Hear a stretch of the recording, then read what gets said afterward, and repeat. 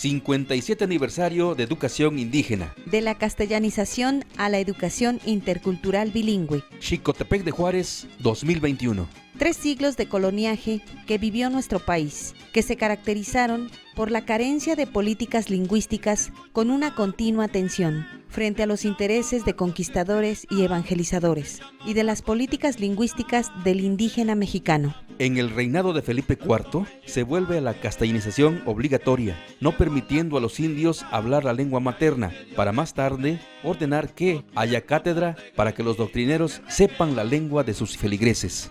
En 1830 se niega la existencia del indio con el siguiente argumento: si se les trataba diferente, se corría el riesgo de fortalecer las sociedades indias y así debilitar la unidad nacional. Durante el Porfiriato, el asunto de la ciudadanía indígena se vuelve central. Era urgente y necesario que los indios fueran educados para civilizarlos y alcanzar el grado de ciudadanos. Después de la Revolución, la política fue la de mexicanizar a los indios a través de la lengua nacional, reflejada en la Ley de Instrucción Rudimentaria de 1911, implementada por Gregorio Torres Quintero y Jorge Vera. En el año de 1913 se pretendió aplicar el programa de educación integral nacionalista, que buscaba aplicar la enseñanza directa del español sobre los indios y lograr la transformación de estos en ciudadanos nacionales. En 1925 se establece en la Ciudad de México la primera casa del estudiante indígena, con el objetivo de incorporar al indio al sistema educativo. En 1933, esas casas se transformaron en centros de educación indígena, a fin de brindar una educación general básica. En 1934 se crea el Departamento de Educación y Cultura Indígena y en el año de 1939 surge el Proyecto Tarasco, donde constatan la eficacia del método indirecto de castellanización a través de la alfabetización en las lenguas maternas. En Pátzcuaro, Michoacán, se determinó que la educación bilingüe sería el modelo educativo destinado a las poblaciones indígenas. El gobierno cardenista por primera vez reconoció al indio como ser social, capaz de integrarse a la nación sin menoscabo de su cultura. Pero después de algunos años se prohíbe a los niños en sus escuelas hablar en sus lenguas.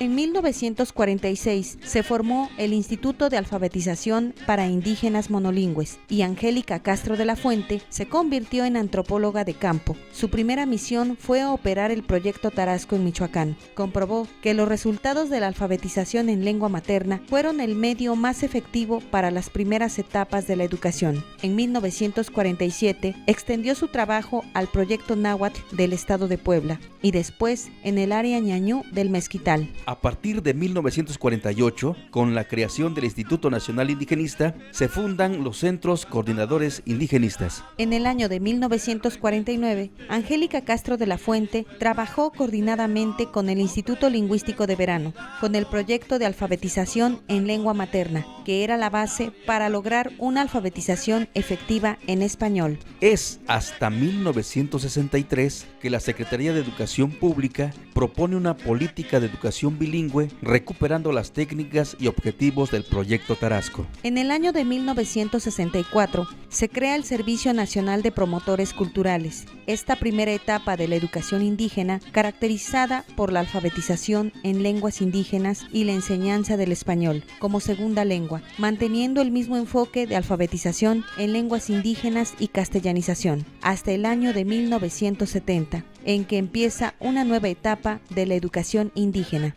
Se formaron organizaciones como la Asociación de Profesores Nahuas, AC o PINAC, que más tarde sería la Asociación Nacional de Profesores Indígenas Bilingües, AMPIBAC. En 1983 surge un nuevo modelo de educación, llamado Educación Indígena Bilingüe Bicultural. El proyecto tuvo muchos opositores. Esta situación gestó una serie de inconformidades, por lo que la propuesta se derogó.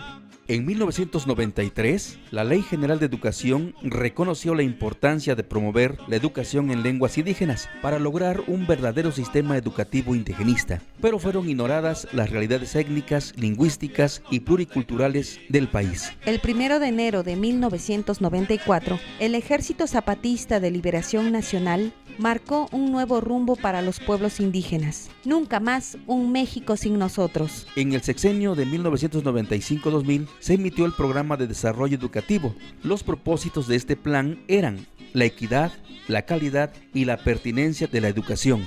El primer documento de educación básica destina un apartado dirigido a las poblaciones indígenas migrantes mediante el Programa Nacional de Jornaleros Agrícolas de la Secretaría de Desarrollo Social. El Plan de Desarrollo 2001-2006, en lo referente a educación indígena, instituye la educación intercultural bilingüe, una vía para lograr lo anterior. La propuesta de la educación intercultural bilingüe, que es, hoy por hoy, el enfoque educativo más pertinente en los contextos multiculturales y plurilingües del mundo contemporáneo. La nueva escuela mexicana es la implementación de la nueva política educativa nacional por parte del Estado mexicano.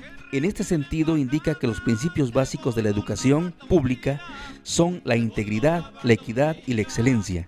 En relación con la equidad, reconoce en México un país de amplia diversidad cultural y étnica, con necesidades regionales y nacionales, que deben armonizarse a través del sistema educativo nacional. Adicionalmente, la equidad hace referencia a la responsabilidad del Estado al momento de atenuar las desigualdades sociales del género y regionales en el ámbito de la educación. Dirección de Educación Indígena. Secretaría de Educación. Gobierno del Estado de Puebla. Hacer historia, hacer futuro.